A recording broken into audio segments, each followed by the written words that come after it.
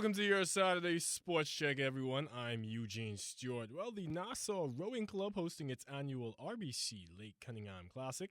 The event featured a test of the strength for the finest oarsmen and oarswomen in the Bahamas. Regatta organizer Nick Rowett remarking on this year's event. We're very happy to report that our sport is growing. Last year we had 45 athletes at this race. This year we've got over 80. Which is phenomenal, and we are still expanding. Rowett also mentioned the future of rowing and the growth of the sport in the country. There's a lot more schools getting involved, so we've got more teams coming down here. Right now, Nassau Rowing Club has got a big rowing team here.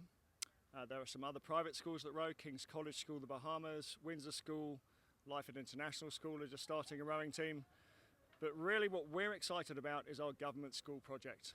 We've started going into government schools and taking the rowing machines in there, and the rowing machines are basically what they select from. They want athletes. They want big, tall, strong, fit Bahamians to turn up, make the machine go very fast. A little bit of smoke coming out of it would be really good. And if you can impress the selectors, who we've got great relationships with, and post a good score, they will start talking to you about getting a free ride to go to college. With more than 3 decades of experience under her belt, rowing coach and history professor Elizabeth Manley of Xavier University of Louisiana in New Orleans tells us more on the international traction that rowing has gained and opportunities abroad for student athletes. It was just really exciting to see the growth of rowing here in Nassau and in the Bahamas, to see how the sport has really taken off.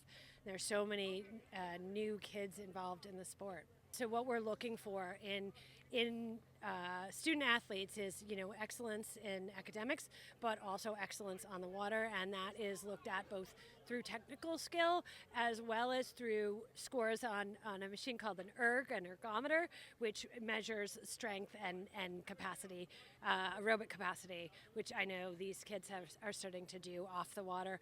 They're using the ergs, getting training, getting those skills up, and we'll look at those scores as well. In swimming news, they've conquered Carefta, and now they're taking their talents to the collegiate stage. 2 veteran swimmers share what it's like stepping into the deep end as they dive into becoming university freshmen.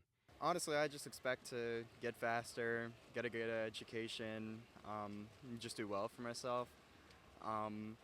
Like a specific expectation, I guess, would be to at least try to go 53 in the 100-yard breaststroke. I think that'd be pretty cool. As a freshman, I'll be studying nursing. I'm a nursing major, and I expect to, really get the full city experience in Washington, D.C., be a part of a great historic team, and contribute in, any way I can. And for the young swimmers looking to make waves in the sport, Wells had this message.